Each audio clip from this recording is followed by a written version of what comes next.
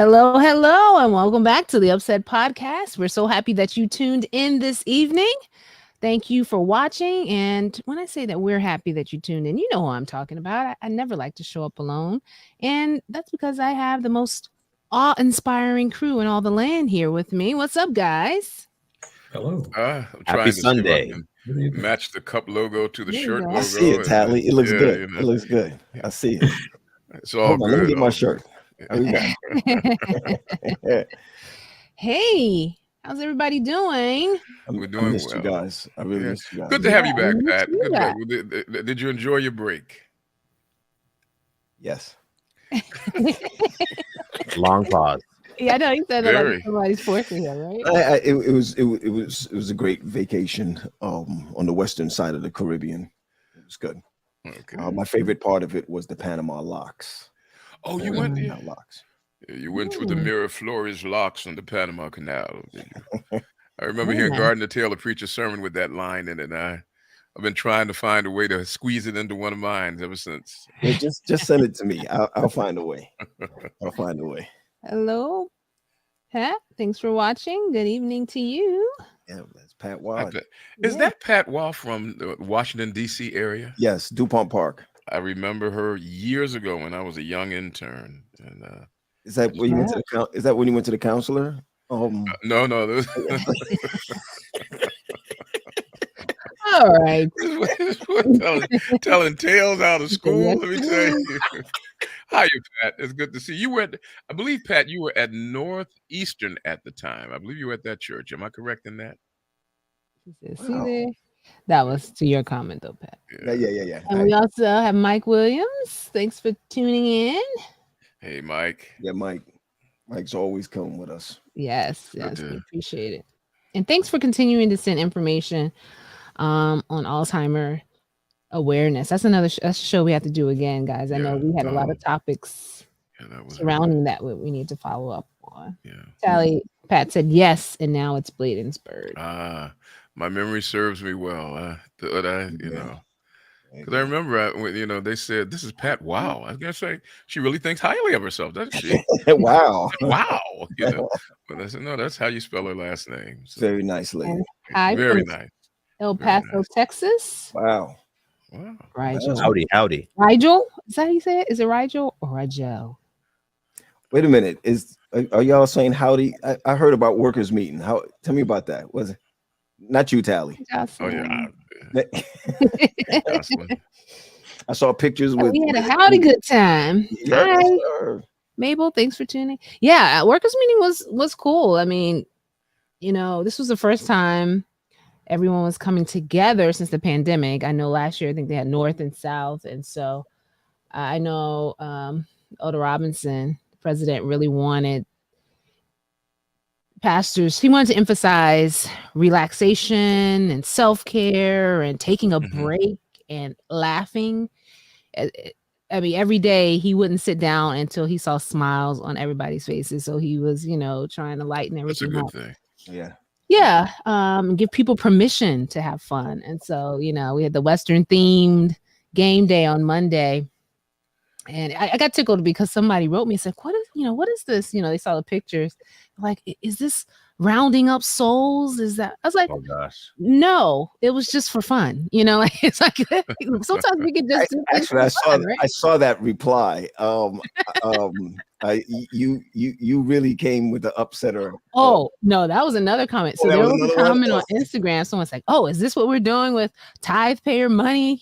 This is what you guys are doing. And I was like, yes, it is. I said, Yeah, she ran the upsetter move. Self-care for our pastors. And we want to encourage them to, de-stress and enjoy fellowship with one another. And I said, keep them That's in a good thing. your prayers. They carry a heavy load. So Yeah. I see we have some more people coming in. What's up, Sherman? Thank you for joining us. We're glad you enjoy the program. This is why we do it, for people like you. And hey, Rodney, good to There's see the you. right Reverend Dr. Bishop. There he is. That's the bishop. That's Canterbury. Yeah. That's him. Yeah, that's a good. I feel like now that we've done a themed employees meeting, which we're calling it employees meeting now, we're transitioning from workers meeting to employees meeting. I feel like once you start with a theme, you can never go back. Now every year it's gonna have to be some So kind right of off the top of your head, what's the next theme in the top of your head? Eastern.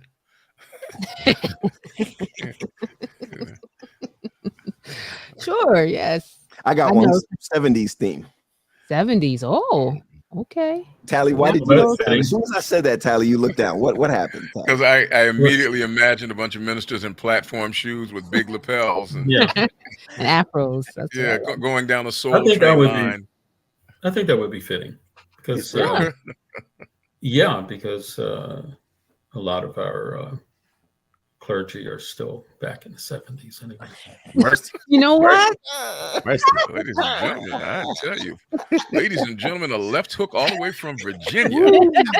Yeah, all the way. But no. Yes. But no. Shots Well, fired. it's a 70s mindset, and we don't have time to unpack it. But Wait, my you talking story. about That's my dress or story, and I'm technology? sticking to it. He's talking about ministry. He's talking about ministry. Oh, okay. I got Yes, you. yes, Yeah. yes. They caught that. They said, Yeah. I said, "Uh-oh." oops. Yes, there it is. There it is. I think we have somebody that wants to join us, guys. You think Oh. it looks like we're missing somebody, right? I remember that passage of scripture where it says that the foolish virgins came late and the door was shut. Remember that scripture? I gotta let her respond to that now. The door was shut. What about when you're doing the work of Christ? That is exactly what they said. They said, our lamps, we've been out with our lamps being light My bearers. lamp was full of oil, and I had people who needed me visibly. Tally said you were going to say that. Tally said we knew it. We knew it. Just because you remember 1-2 scriptures in your retirement sermon. Pastor Marlene always comes in saying, I've been working on the railroad. But she always looks fresh and every hair's in place. Don't be jealous because I have a powdered look. Don't be jealous. Rodney said he just fell asleep. No. And hi, Nicole. God, you're supposed to be on my side. Yes. It's just great to see us all I together. was just about to say that. I'm just happy that I everybody really was almost here didn't make it. I almost didn't make it. I had to cut my visit short, pray with the people real fast. The Lord, There go Tally. almost. There go Tally. She's always with church people. The church's fried chicken. He is terrible. Oh my goodness. Don't laugh at him. He is not funny. Don't laugh. But are you as a pastoral visitation is a skill, and it took me years to learn it. Guys like for example, when Leslie Pollard was a pastor, he mastered the art. The fastest visiting pastor that I know was Bill Hall could visit 20 members in a day. Really? I mean, Bill knew he was in. And there would be a breeze coming through the room, and the member would feel the slight inundation of oil across the forehead, and he's out to the next one. And the longest has to be Fordham. If you go with Fordham, Butch Fordham, yes, you're gonna sit there for like 2-3 hours. He's with you. He sits with you. Mm-hmm. Listen, I'm no joke. He would stay there and die with you. Yeah. Wow. And Fordham had the uncanny ability to know that you were going to be in the hospital before you did. Oh, wow. Somehow or another, he would, whenever you got there, he's waiting there, that Texas accent. I didn't want to wait for you, but I knew you'd be coming. And he'd be right there. I mean, he was just, he had the heart of a pastor. I'm telling you, I mean, that man. Still miss him. Me too. And I thought about him especially during the Western theme. Yeah, I just thought about what he would have worn. And Tasha, Sean showed up. He would have came with his real guns. I know. And cowboy boots. Real Cowboy boots. Yeah, son Sean said that. He said my dad would have loved this theme. Oh, he said that? Yeah. Oh, yeah. Sean looked great. Yeah, I saw he Sean. had his gear on. He looked great. We were all of the retired ministers really enjoyed. Oh, that's right. We didn't get invited, did we? Forgot about that. Yeah. Wait a minute though, just real quick, because I know I missed the whole festivities. I heard it was a little bit of like line dancing or something like that. No, we didn't do no line. I heard Marlena went through the middle And I won. Did you hear I won? It was Wow. called musical chairs. Same thing. How it gets twisted, the story never Same thing. the same. How we twist up the story. You're right. There's musical chairs. For all of the people listening saying, why are they laughing? Folks, when we get into our topic today, you'll understand why we took this time to laugh and just to You have to. come back together with each other. It's a heavy topic today. I guess that's our segue, Tally, into I guess I did kind thank you of for that. Yeah, It was great catching up with you, and but I do want us to transition now. I do, before we do that though, I always forget to do this at the end, so I wanted to make sure everyone knew about the store. UpSet store is still going strong. So if you haven't already, I'm putting in the link. Check out the store, patronize it.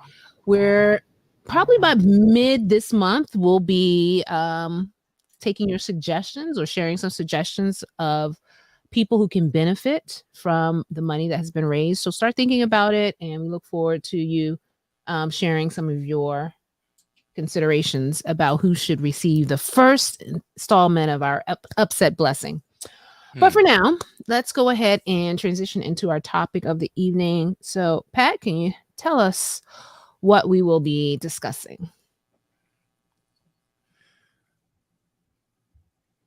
Sorry. It was a hard transition just now. I mean, here we are, smiling, carrying on, and because it's really, guys, I miss you guys to death. But just imagine being on that cruise, having a great time on the cruise, and you don't really want to hear about anything. I'm not listening to the news.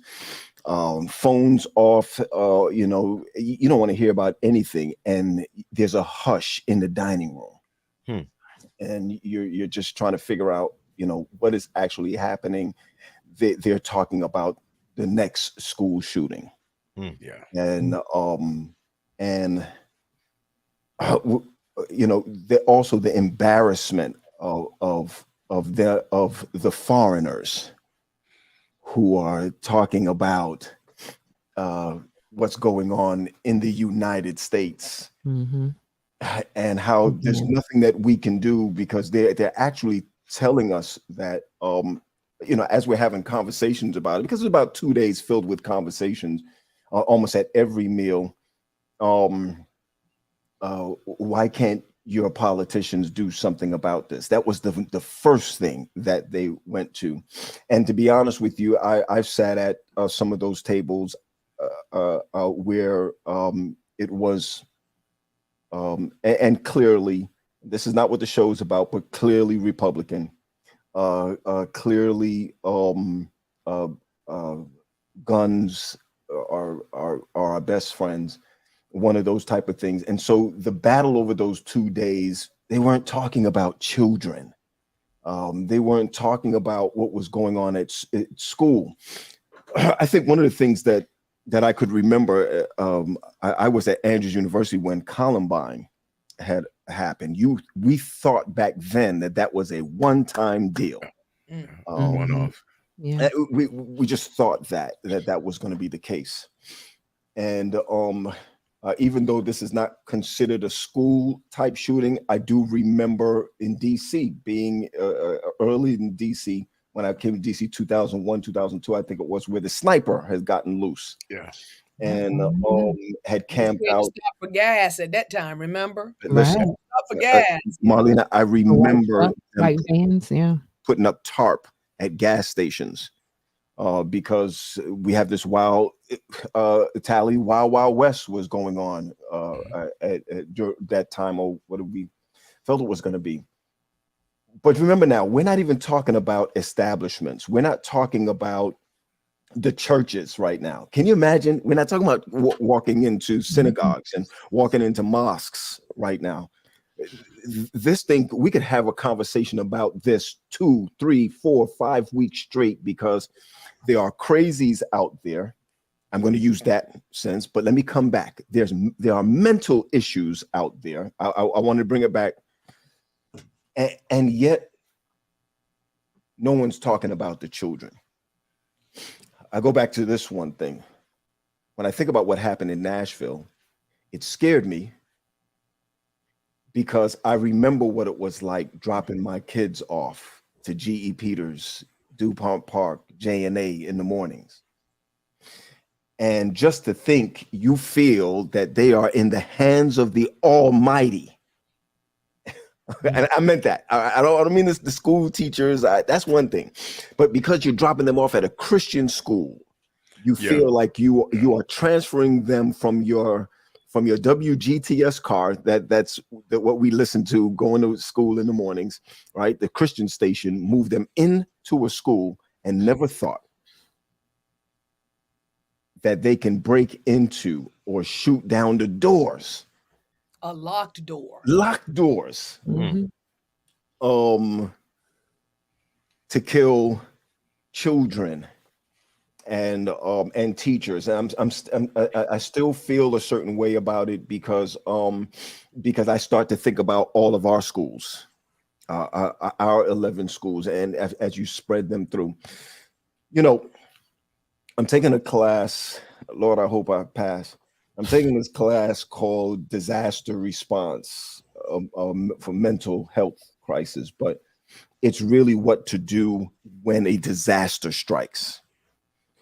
But we first started talking about things like hurricanes and what happened in Mississippi. Oh man, that's another story, right?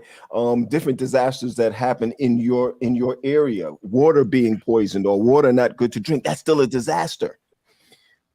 But then now the school shootings that came about, I think we have had so far from 1999, 376 school shootings. Mm-hmm.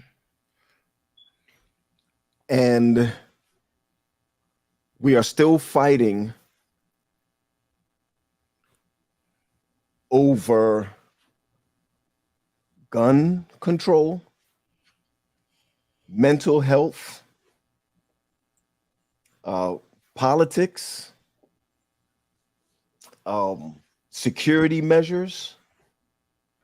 And here's the thing that got me. I know we could be through this all day because I just want to open it up, gang, for us to talk as though we were back in the green room. What gets me with all of this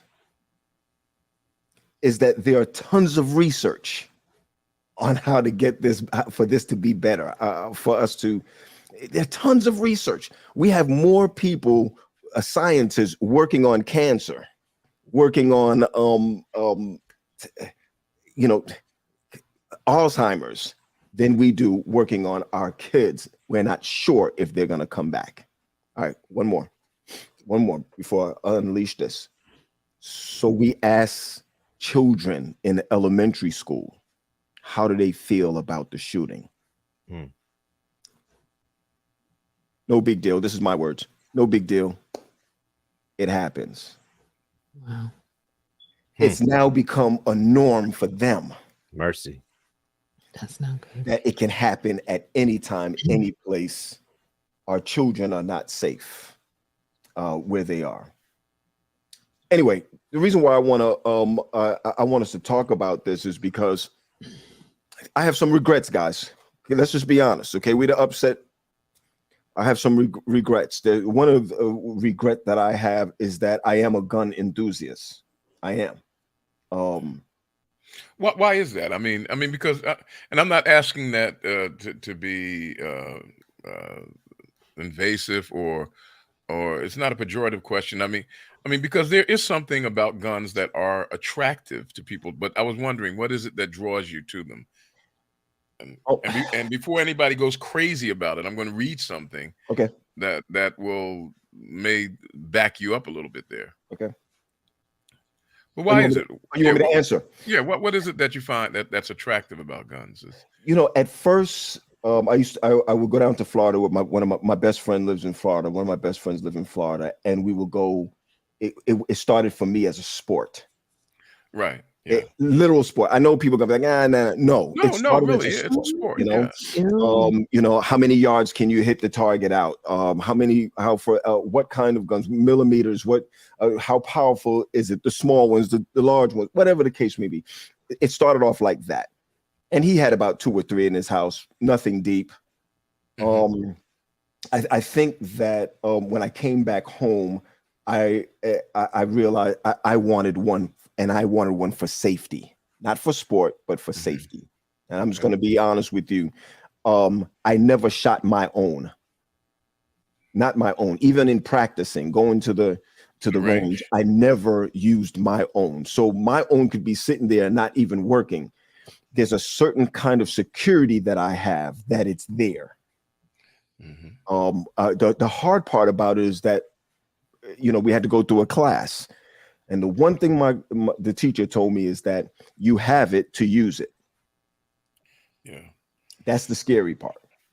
You know, a lot of people, and you know, I hear this quite often about our Republican friends in particular, where they say, you know, these people talk all of this God talk, and then the next thing you know, they got all these guns. It should be noted, and I'm hoping that people will hear me well on this. It should be noted that biblically, that is a sanctioned notion. Listen to these passages of scripture. Psalm 144:1, you know, praise the Lord who is my rock. He trains my hands for war and gives my fingers skill for battle. 2 Samuel, he trains my hands for battle. My arms can bend a bow of bronze. The Lord is my rock, my fortress, and my deliverer. My God is my rock in whom I take refuge. My shield, the horn of my salvation. Again and again and again and again and again and again. Spirituality and commitment to God is connected to being capable of not only defending yourself, but actually attacking others. So there's something about that connects people from a religious perspective to guns. It's, you know, after all, God trains my fingers for war. And so it's not a lack of spirituality that leads people to guns. It may be misdirected, but we should be careful before we judge people on this one. Sure. And Tally, I was more, you know, I didn't go upstairs and go get it and throw it out in the garbage. I needed to do introspection on me before I can go out and think about what has happened in this case. You know, when we look at mental health, especially the mental health side, you know, what can we do? And listen, I'm not even throwing it out. I want us to actually talk about this. There are people who suffer with anxiety, depression. They have suicide ideations, which they would put it on. Sometimes suicide is, let me kill somebody so I can be killed. You understand what I'm saying? So there's so many different facets to this thing that it's causing us to actually think about, what do we do to protect the innocent part of our society, which is our children? Well, it appears that politicians do not care about the well-being of children based off their reactions. I mean, if we're going to take the time to be petty enough to ban certain books from schools, why can't you gather together to at least ban automatic weapons from school premises and make it a federal crime? I don't know, like, isn't there something that can be done? We're not saying that you can't have your weapons and enjoy it and protect yourself with your amendment rights, but why can't we just have the compassion enough to do something to change the trajectory of our nation in these tragedies that happen? Well, I think part of the problem is there's a heavy gun lobby in Washington. True. When you start going into the pockets of politicians, they may mean well. Yes, you know, thoughts and prayers, get guns off the street. You know, they rush to the podium. However, we all know that ultimately the gun lobby has control, and it's money. It's about money. We can do anything we want to do. Right. You know, when you zoom out, apparently we don't want to do this. You know, there's a side story. I was growing up in North Philadelphia, which reeked with gun violence and gang violence. I remember going to our public school. I believe it was Gillespie Junior High and then Gratz High School. I'm sure, Bill, you are familiar with that. I'm a Gillespie grad. During my time there as a high school student, there was gang violence all around me. But when I went to school, the first person I met at the entrance was a Philadelphia police officer, right, stationed at that school. Right. He knew many of the kids by first name. There was never a shooting in the school. Right. We had what were called non-teaching assistants. NTAs. These guys look like wrestlers, dressed to the T. I mean, these guys came in silk suits and ties, but you never wanted to get a non-teaching assistant called on you. Okay, so we had an environment of police officers assigned to the school, non-teaching assistants, who some of them grew up in the street. So they knew the lingo, they knew how students thought. And we were relatively, and it's going to sound strange, in a gang violent part of the city, we felt pretty safe in school. Yeah. Right. Yeah. Right. But I'm going to ask you this question. Seems ironic. Can I say something before you go there, Pat? Go ahead, Marlon. Because Chuck, remember you were saying they're rushing to the podium. They're not rushing to the podium anymore. They're saying there's nothing we can do. And they know that it's something they can do, but they don't want to do it. As you said, it is about not only money, but power. Because if they vote against it and against the NRA, right, they lose their monies to help them win the next election. So they go around pushing foolishness about what books the kids can and cannot read. I heard today a politician talking about almond milk. Children should be drinking almond milk because they don't get their bone strength, right? They're pushing foolishness, and and the news commentator was saying, the almond milk prevents them from being shot to death. And so if we're smart, we're smart now, we'll understand that pro-choice or pro-life, right? Pro-life. It's not about life. It's just about politics. Because life is those children being able to go to school and go back home. And so when you don't care for the children who are already living, right, and you telling me you care about the children who haven't been born yet, there's something wrong with that humanity. And we lack that. And they don't care to get it. They're never going to, before it can't even go to Congress. The president says, I've done all that I can in my executive power. I can't do anything else. He doesn't have the power to do it. And they say nothing is going to be done. Just go to the next topic. Do you guys really believe that these people in Congress and in the Senate, that they don't care about children? Do you really believe that? Yes.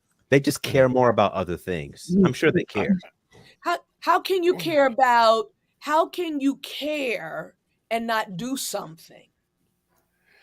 It's impossible when you see these little children. I saw one news program tally. It said that when the bullet goes in, it goes in solid, but it explodes when it comes out. Right? And so these children, before they even get a chance, they're already dying. Yeah. And you think that these politicians don't care that happens? I do think some of them don't care, Tally. I do. Because why wouldn't they do something? They have the power. Even if it's one voice becomes another and becomes another. Well, I think they need to make it. I'm sorry. Go ahead. Sorry. No, I was just going to say, I think it becomes a priority for them. Anybody in politics knows that there's several things you can care about, but you're going to have to choose which one is going to take precedence over the other. And in this case, unfortunately, some of the other that gun lobbying and all this, the money, the funding of other things that they care about are more important to them than this issue right now. I mean, I think that's It's not that they don't care, but they don't care more than they care about something else. I think one of the biggest deals, and I'll answer this to you, Tally. I think it more needs to be a federal situation than it needs to be a state. And how might that look if it's a federal situation rather than? Well, like for example, now if you look at like AR-15 rifles right now, assault rifles they call them. The states that banned them is California, Connecticut, Delaware, Hawaii, Illinois, Maryland, Massachusetts, New Jersey, and New York, as well as District of Columbia.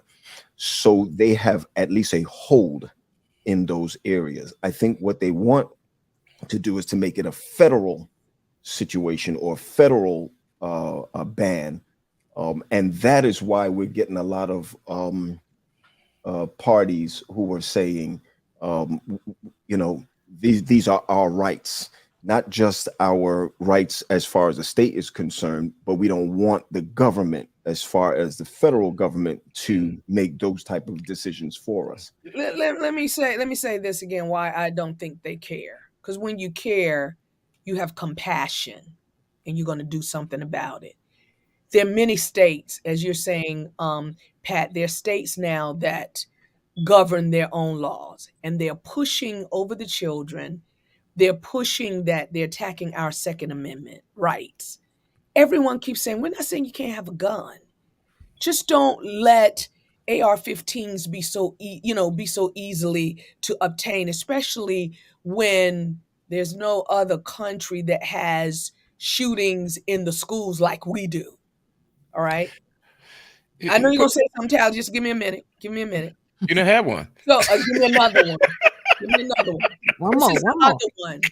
When the laws, when you change the law to say, all right, we're gonna make it easier for you to get guns. Then we're gonna take away permits. You don't have to have permits. You get a gun as easily as you want. You get as many as you want, because we want you to be free.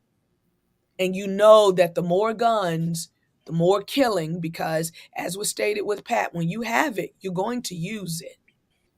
And so now our children are out there, and so if you have the power to make a difference, and I know that my child is at risk and you're not doing anything, I can't feel that you care for me.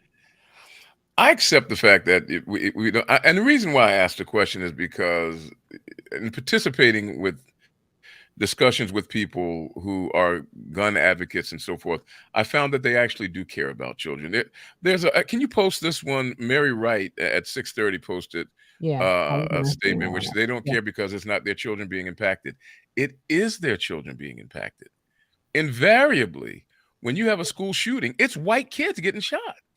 Invariably. Tyler, you're going to have to help us with that, because people can say one thing, but what you do, it's not what you say, it's what you hold on though. I'm sorry. Go on to not Anthony. Go on to Mike Williams though. I got you, Tally. I do got you. Yeah, we got a lot of good. We got one on her, and we got one in which Mike Williams is saying, okay, now that it's going into private schools, now we're going to hear them. What I want us to be careful of though is not to identify just white people with politician, as far as politicians are concerned. That in Texas they hit up the Mexican school. I mean, Uvalde, So here's where, Marlene, I'm with you. Here's what my thing is. I think they go back to GP. They care more about other things. I look at all politics to be this way. Yeah, and I think church too. In order for me to hold my position and get reelected, there's some things I won't touch. There's a lot to be said about ideology and philosophy. Tally, I was talking about church real quick, and I expect you to say something about it. But since you go ahead and move on, it's fine. Go ahead. Ideology and philosophy. The United States of America is a gun-loving country. Yeah, it was established by the gun. I mean, and the gun was used as a tool to execute revolution and to establish what we perceive to be our divine rights in this nation. I say we, I'm talking collectively. Sure. And so when people say, yeah, they do care about other things, it is not a lack of caring for children. It's a lack of ability to understand how their policies have an adverse effect, because most of these school shootings happen in places where people, stop shaking your head, where most of these school shootings happen in places where people say, you always hear this, that doesn't happen here. And what people, the suspended disbelief is that this doesn't happen here. So even if it did happen here, it doesn't happen here. And whereas when somebody gets shot, like this past week, kid got shot going to Gratz, Charles, going to Simon Gratz High School, 15-year-old kid on his way to school gets shot. Now, when that happens, it's supposed to happen there. No problem. But when it happens, when it happens at a place like Douglas Stoneman down in Florida, or the school up in Connecticut, or the private school in Nashville, I mean, these things don't happen here. So people say, okay, that was an aberration. It really doesn't happen here. What we have to do is maintain our rights to be empowered by having our guns. It's not stopping people. It's not that they don't care. It is that their ideology doesn't allow them to see a clear path to making changes. And if we confront these people by saying, you are a bunch of non-caring ghouls, the argument goes nowhere. So I didn't hear it mentioned. Sorry, Tasha, but no, go ahead. The shooter attended the school when she was attended the school, yeah. And there's a possibility that she may have been transgender. She was transgender. Okay. So that's I don't know if she was transsexual, but she was transgender. Tally, help me with that real quick. A transgender person is someone who identifies as the gender opposite of that which is noted on their birth certificate. Transsexual person is a person who has gone further to physiologically make the change, alter themselves to make that change. Okay, I got you. Just wanted to make sure that we understood that. You know, here's what frightens me, GP, is that when I start to think about how my elementary teacher treated me in Hansa Place Elementary School in Brooklyn, New York. Traumatized. Well, I think I think she'll spank me again if she saw me. You know, our children are different than the way that we grew up. We were able to be draped up or talk harshly or whichever. You know, it's almost like social permission to be able to go back and confront. And you see this on social media. This is the reason why, man, we don't have enough time. This is the reason why mental health, they got it on the hill now, you guys, that they're talking about paying more to mental health therapists and counselors, because we're giving people the right to cry out and say, I feel pain over what has happened or what has happened to me in the past. When we don't give them the right to cry out, I'm not sure if I'm on the right track here. What did Martin Luther King say? Was it Martin Luther King? If we don't give them the right to— A riot is the voice of the unheard. It's the voice of the unheard. That's it, right? Yeah. So the frustration, I'm not saying she was right. But if you look at even at Anthony, I think it's Anthony. I missed his. Anthony. Yeah, I went to his comment. We are now discussing in class, how do you actually fortify a school? Because this lady blasted through security doors. Right? I mean, the doors were locked. Okay, first of all, let's big up this school. First of all, let's big up the school. Let's big up. And I'm sorry to say I'm bigging them up, even though people died. And more could have. Yeah. More could have. Oh yeah. They had things in place, man. The law enforcement. Come on, let's give it up to them. Yeah, they were there in less than 15 minutes. Teachers barred the doors. Right? They did. You know, I think about Shauna Kay sometimes. I'll never forget when we were in that training. We were doing the training and we were using these Nerf guns. This is true. Chuck, were you there? Yeah, Chuck, you had to be there. We all were there together. And she was teaching us about what do we do first. And the joking I know. I was like, and we were intense, though. Say that again. It was intense, though, and even though we knew it was play, it was intense. Like, oh no, somebody's coming. Get the door. Okay, who's going to attack the person? Who's going to? You know, it was a lot of strategizing. And also how the doors egress now.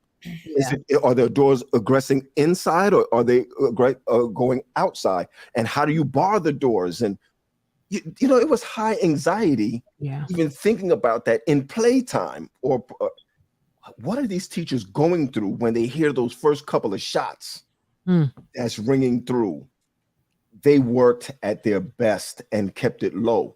I'm saying we should have none, Chuck. Oh, that sounded right. Nunchucks. We should have none. And the reason why I'm saying that, Chuck, is because there has to be a way now for us to be able to get into the minds of our young people, because most of them are young people killing young people. They're coming back. Shooters are. So how do we? There's something else that we need to deal with as far as that piece is concerned. Because no matter how much you put up bars on the windows. Listen, you go through Philly now, New York, it looks like Rikers Island. It does. As far as the schools are concerned. Now I'm saying we need to do the same thing at G.E. Peters. We need to go ahead. I'm sorry. Go ahead. I had an interview this past week with one of the leading authorities on violence in the world. She is the president of the World Mental Health Organization and the author of several books on violence. Her name is Dr. Bandy Lee. Come on. And Dr. Lee made mention of the fact that one of the greatest precipitators of violence is the paranoia and fear that there will be violence. In other words, if a person perceives that violence is out there, what they do is they arm themselves. And if they arm themselves, they perceive that you're armed too. That's right. And when you make a move, they say, I've got to take you out because you're getting ready to take me out. That's right. You're right. That's one thing. And so America is filled with that level of paranoia. That's first. Another precipitator of violence is isolation. And that is, if in prisons, if you want to turn someone violent, keep them in isolation, in separation, or in solitary confinement, because those prisoners become more violent. They've done experiment, and this woman was a part of the prison experiment that showed that you could change that, because they took some of the most violent people, put them in dormitories, and continually taught them the skills of negotiation, and the violence went immeasurably down. We just went through 3 years of enforced isolation called COVID. Right.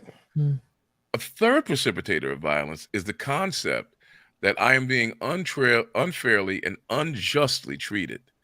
Unfairly and unjustly treated, and that justice will not work for me. God fights against this all through the minor prophets. You know, it's a justice lies out in the street, equity cannot enter. Right.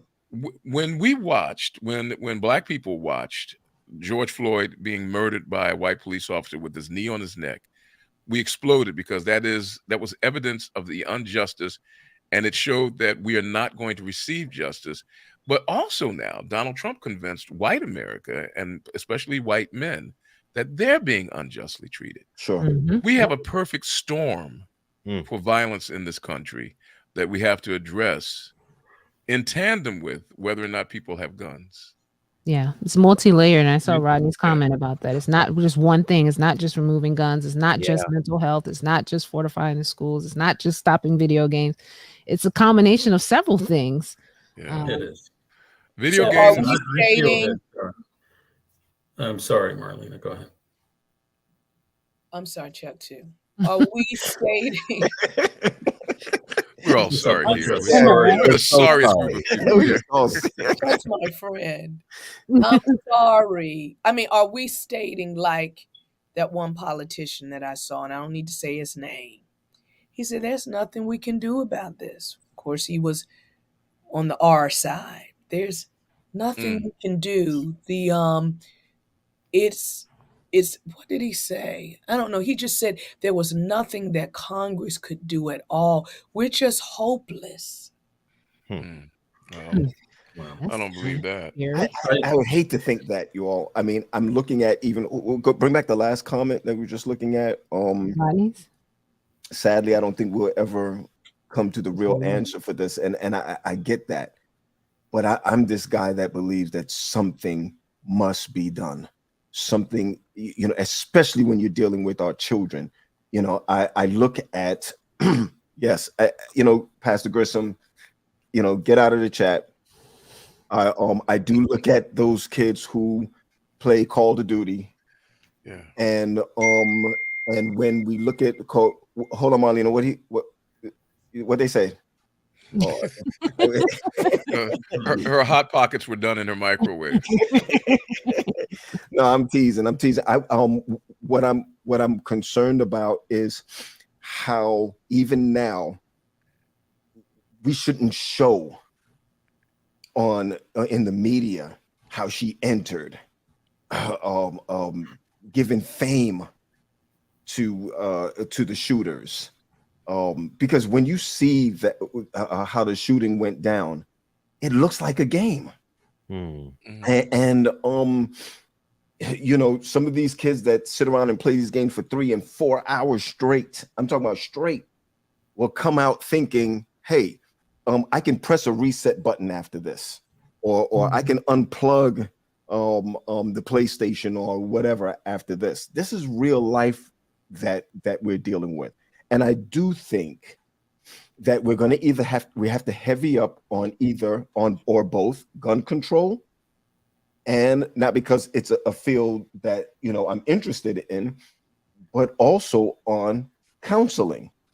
Chuck, those kids, those Thai big dudes that were walking that used to walk around PS91 when we were growing up, they were your counselors, because not only were you afraid of them, but most of them you could really talk to. Oh yeah, they knew you. They knew you, and they knew what you were going through because they grew up in the same neighborhood, so they could speak the language. But what I want to add to this, when we zoom out, we are looking at a culture in despair. This is a culture in despair and in decline. When we are entertained and make millions of dollars off of films of violence, you go to Netflix right now or Prime Video and look at the thumbnails of some of the most recent and most popular movies. There will be a gun in that picture. Oh yeah. Pointing at someone else. Yeah. We have lost as a society, because of the adversary, we have lost the sanctity of a human life. That's what Marlena said, humanity. We send this country and other countries, just by a vote or the stroke of a computer key, will send young men and women to their death in the military. That's right. And we act like it's a chess game. Oh, we'll send 10,000 troops to help Ukraine. Yeah. Each one of those 10,000 soldiers has a mother and a father. Yep. Some of them have brothers and sisters and children. But we whimsically say, oh, we've got X amount of troops. And it doesn't matter who the bad guy is. We have, as a culture, we have no problems sending people to their death in the honor of this country. We have learned as a culture to disrespect human life. We do it. When you zoom out, you see the whole picture. Yeah. It's in our advertising, it's in our games, it's in our movies, it's in our clothing, it's in cartoons. Yep. And I'm not saying, we're just going to have to fix all these things, because we're not going to fix all these things. The only thing that will fix this is when the Lord returns. But while we're here, we have to zoom out. It's easy to jump on the politicians. Yeah, they have their fault in this too, because they have the power and the responsibility to respond to these tragedies, not just come to a microphone, but do something. And so I even had to look at myself. Even the movies I used to watch with ease, don't watch them anymore. Yeah. Television shows. I can't read a headline. of 6 people being shot in a school, and then turn on, James Bond. Wait, hold on. Okay, say something else though. Okay. And if I might add this too, Chuck, when you're talking about violence, we're all preaching. You're right. Here. I'm sorry, Marlena, 1 second though. You're right, Chuck. I don't want to make it. Hold on, I'll give it back to you, Marlena, in a second. I don't want to make small out of that. You're exactly right about that. Not because it's James Bond, not because it's the Marvels. No, Marvel. Because what's his name just said it. Hold on, I'm coming, Marlena. Rodney Grissom just said it, even though he was joking with Tally. He's like, what's the difference through? What's the difference? From today in the cowboy movies. Yes, and the ones that Tally. But you see, we look at that those westerns as harmless. Mm-hmm. Now, why don't you watch? What's the other one that was just made? Come on, y'all, help me. Is it a western? Yeah, the black one. Oh, yeah, I forgot the name. Yeah, it's full of violence. We have learned to solve all our problems through violence. 10 to Yuma was a long time ago. I mean, it must have been made three times, remade 3 times, and every time it just gets worse and worse. Oh, Django, it just gets worse and worse. Marlena, I'm throwing it back over to you. I took it out of your hands. Come on, we have a couple of minutes left. What was that thought? Okay, this is. So I'm piggybacking Chuck. That's all right, Mr. Host. I'm picking back Chuck because this is a very violent earth. And remember, because all of us are pastors here, Chuck and Tasha. Tosh, right? Yeah. Remember what God said that in these last days it would be as the days of Noah. Days of Noah, there was so much violence that he repented that he had made the earth. We have got to be back there because there was so much violence every day. And as Chuck was saying, you're talking about the shows. Now you look at all the documentary shows, Snapped, 48 Hours, Forensic Files, For My Man. Y'all see, I watched some of them. Everything is about murder, everything. And so we are living in a time where we know these are, as the Bible speaks of, these are the end days. But I think that we're giving some of these politicians too much leeway because there are things that they can do and they won't. Oh, absolutely. So if your heart is more concerned about you than humanity, whether you look at, these they were 9-year-old children. And I hurt like they were my children, Mm-hmm. And if you don't have that compassion to where you said, no, the deal is all, I don't care whether I get elected or not, we've got to make some changes. If you can't say something like that, then I don't think you care. Because how can you wake up every day and dismiss this? But for you, as long as I can return to office and I get my money to help me get my new election, that is self-love. You just care about yourself. Yeah, absolutely. Absolutely. So let me just say this because I gotta put this plane and the landing gears on here. Woke up one morning and there's a prayer. Y'all ready?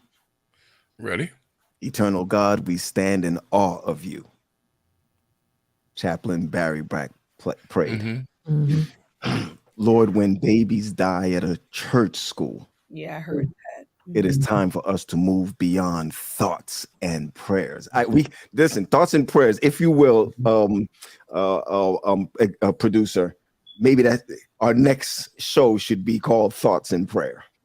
We ought to be thinking about when he made that statement. It went all throughout the internet. Remind our lawmakers of the words of the British. He appealed to them. Yeah, he did. Boldly. All that is necessary for evil to triumph is for good people to do nothing. Mercy. Mercy. That's what he said. I heard real quick. He says, Black, who has been the Senate chaplain since 2003, called for the senators to reject, here it goes, the paralysis of analysis that waits for the miraculous. Right. Yeah. God, and ask God to use them to battle the demonic forces that seek to engulf us. Yeah, that's wow. This is how he ends. I'm skipping, but he ends. I call on Congress again to pass. No, I'm sorry. This is Biden. I call on Congress again to pass my assault weapons ban. It's about time that we begin to make some more progress. Mm-hmm. I just have to be honest with you. I don't believe any of that. I think it's just gaslighting. The lobbyists have them all in their pockets. Let me just end with two more things. These couple of things I just wanted to get off my chest so I can say I contributed something to the show. The number of deaths, this is a 2019 pie chart. 60.3% of gun violence was suicide. Yeah. Mm-hmm. Yeah. 36.3% homicide. 1.2% unintentional. 0.09% undetermined. Trying to figure that one out. And then 1.3% legal intervention. I had the opportunity to visit the island nation of over there. It was a British. Why I forgot that so far. Where guns were completely banned. That Tortola? Completely banned. I would say a senior moment, but that's for older people. But the tour guide told us on this island, you are forbidden to own a gun. And if you have one, your wife to the rescue. Bermuda, thank you. She and I were there. I'm having my baby.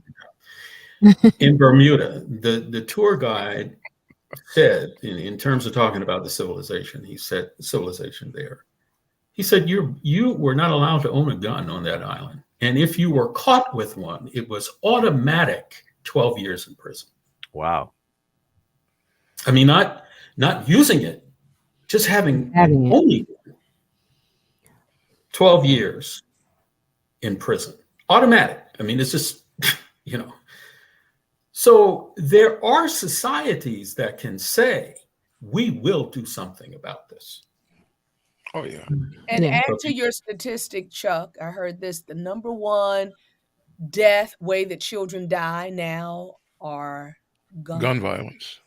Number one way that your children die. And it used to be drowning. Right. So in closing, let's do this. Let's start with ourselves. Let's do a self-inventory of how we think and how we perceive the world and what we indulge in that involves gun violence. I have to do that all the time. There was a time, and I'm sure some of you felt the same way. There was a time you go to HBO or you go to Netflix or whatever, you want to sit down watching a good movie, and you look at the ratings and it mentions violence. And most times it's gun violence. But we watch it anyway. I watched a movie last night in my hotel room, and I had to stop myself almost halfway through. And I said, I am drawn in by the entertainment of watching human beings kill other human beings. Wow. And so I become so desensitized. And when I see a headline, I said, oh, that's terrible. And yet, this is the same society that will send people to their death, prisoners, death penalty, soldiers, male and female, sent to unwarranted wars. And we get the figures. Already, I understand that there are over 300,000 deaths. That's right. Between the Ukraine and Russian conflict. And we see those numbers and we say, oh, that's terrible. Chuck, 300,000. Let me move us back to where we were. You talking about Ukraine. The stats is over 300,000 since 1999. Children directly traumatized from gun violence. That's directly. Forget about indirect. I'm talking about directly. Here's another statistic that sent chills down my back. There was one military strategist that said the average lifespan of a Russian, NATO, Ukrainian soldier on the front lines is 4 hours. Mercy. Those are statistics that should shake us to the bone. But yet, I'm done. You know, go ahead, Tal. No, go ahead, Tosh. No, if you're going to comment on that, I was going to go somewhere else for. I was just going to make a closing statement. Please, you go ahead. No, I know we don't have time to delve into this, but I was looking at reading up on what happened. I always look at motive. I don't know if that comes to you all. I'm like, why? Like, what's this? And I was reading, and I think we mentioned it, that they believe this was some type of retaliation on her part because she did not want to attend the school. And I have to say, for some reason, that stood out to me as a parent, because there are so many times, particularly, listen, we're proponents of Christian education. We're pushing school, and there's some of us who insist you are going to go here, you were going to go there. And I kept thinking to myself, what if there was something traumatizing? I mean, whether it was known or unknown on the surface, that person experienced, that the parents ignore. I mean, I'm thinking like, how can we prevent people from even seeking to get to the guns? You know what I mean? Can we start there as well? That's another factor. And it made me think about, because it even said that the parents were not aware. I mean, obviously she's an adult. She's 28 years old. They weren't even aware that she had all these guns. And they said that, she was being treated for some type of emotional disorder. And so it just made me think about that. Like, do we listen to our children when they're saying, this is not what I want? Yeah, we listen. And then we tell them what they're going to do. But I'm saying, because emotional health, mental health with children right now is sometimes, I don't think as parents we take it as seriously as we should, and it develops and it grows and the seed is planted, because the person, she's 28 years old, she was at that school how long ago, and she still held on to whatever feelings that she experienced there.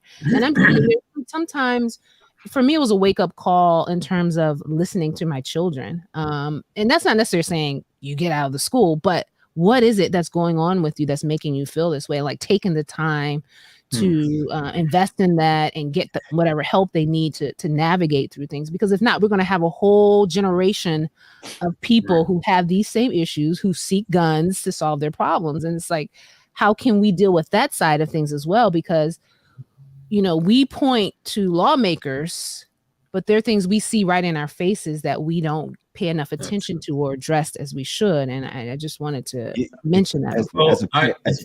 Just to dovetail on that real quick, 15 seconds. Tasha, you're exactly right. Many of us as adults right now are operating, as normal as we may seem, are operating with childhood trauma. Yeah, that's right. Some of us don't know why we do what we do. Right. That's right. Yeah. Because we haven't been able to trace it to our childhood trauma. Yep. And so Chuck, I'm reading a book now that says, the myth of normal. Oh, yeah, good book. Great book. Yeah, it's very revealing. But anyway, yeah, you hit a good point. Carrie, I saw that. Go back. I saw that. Yep. I'm going to say this, Latasha, you said something, it was heavy, but I had to apologize to my children. And we'll wait for another show, but I had to apologize to my children. I'm grateful. You know what?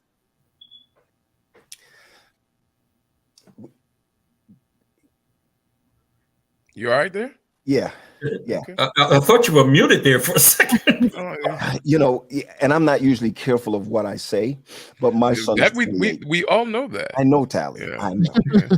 My son is 28 years old. Wow. Same age as the person that went in and did what they did. Yeah. And when my son, told me how upset he was for winning the science fair, the all around winning the science fair, and did not get anything for it that they promised. I didn't know that hurt him that bad. Yeah, and I don't mean to put it this way. I pray to God that he's not stockpiling weapons to go back to the school. I'm not saying that at all, but we don't pay attention. Yeah, that's right. I did not pay attention to that. For that thing that still bothered him a year or so ago, to be like, I won the science fair. I was supposed to get $200 for it. And I got nothing for it, and nobody ever gave me anything for it. That's that injustice thing. I've been unjustly treated. Dr. Yvonne Naj, who was a world-renowned psychologist who died a few years ago right outside of Philadelphia, says that gives vent to what's called destructive entitlement. Because I've been so poorly and unjustly treated, I have the right to now be destructive in this way. You know, my final words is that, and I asked this, Pat, starting off, guns are attractive. You know, if you ever go online and listen to these fellas talk about their guns, they talk about their guns the same way they talk about women. It's beautiful, man. Their cars. And their cars. I mean, and cars or guns both appeal to the same thing, the need for power. Yeah. You know, the issue of sin is not about how nasty can you be. It's, can you assume a power and a prerogative that is not yours to take?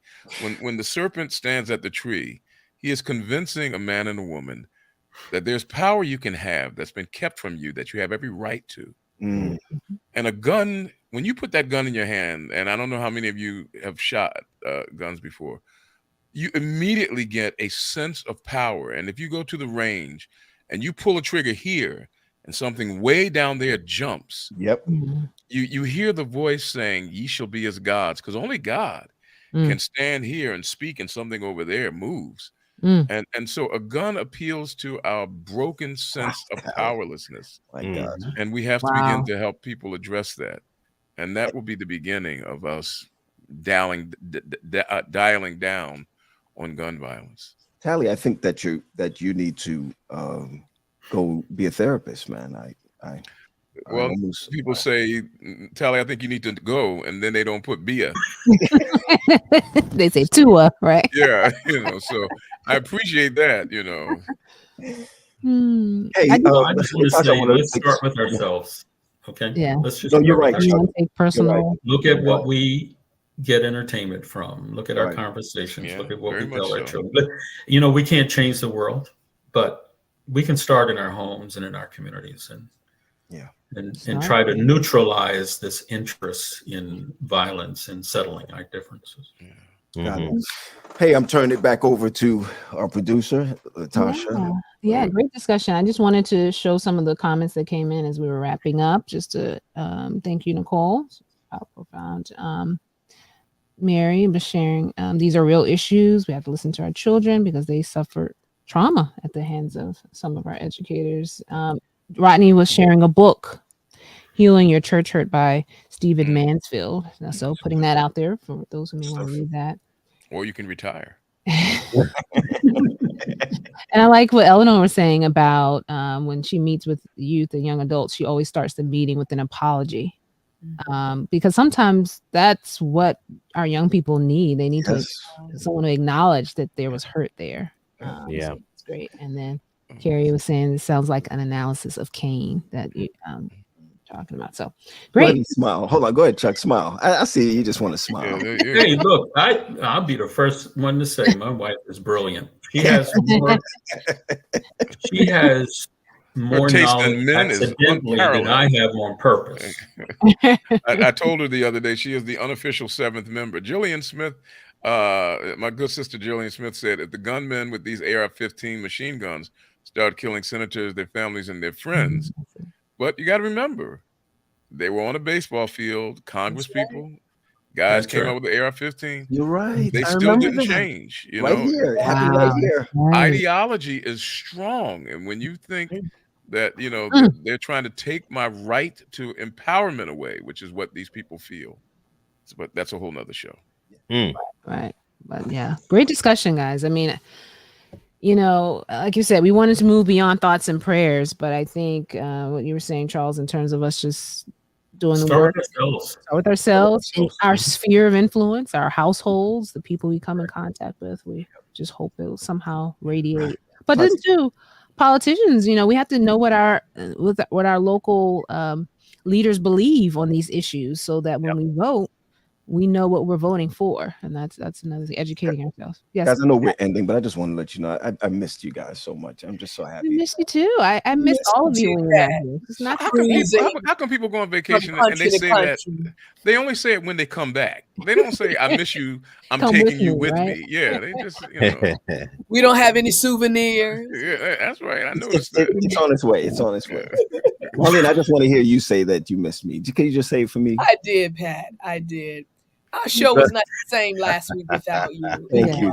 You know what? Let me tell you what I really wasn't paid the to same hear. either without Chuck, but he had an excused absence. I really paid to hear you say that you missed Hallie. I pay. I do miss Callie when he's not here. Okay, there we go. There you go. I'll take that. Oh, and last week, ladies and gentlemen, Pat, Charles, GP.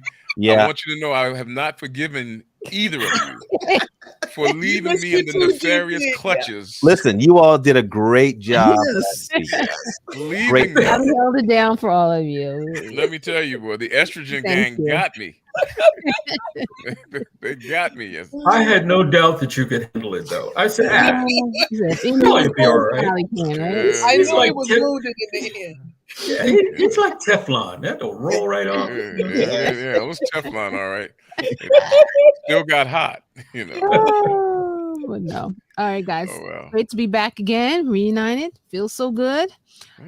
Thanks for the discussion on a topic that bothers us. But I think talking about it and coming up with ways that we can, it helps. It helps.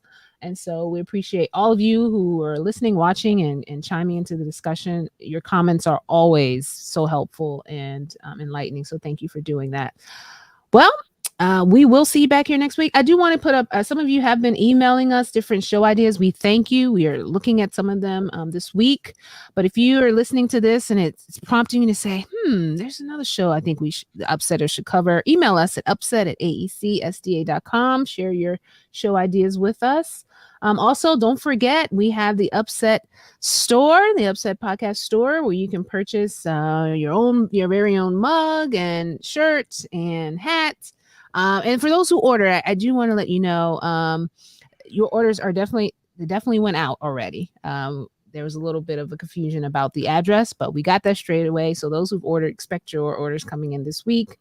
And the link is on our website. I'll put it in the chat for those who are watching, so you can go ahead and help us help others through the UpSet podcast. Once again, thank you for watching. And remember, if it's Sunday, Monday comes tomorrow. Just mute Tally when you say that. I know, right? And that was just me and him last time, so you know what he said. All right, guys. All right, Eleanor, thank you. We'll see you next time. Week, everyone. Take care. Bye. Bye-bye. Take care, everybody.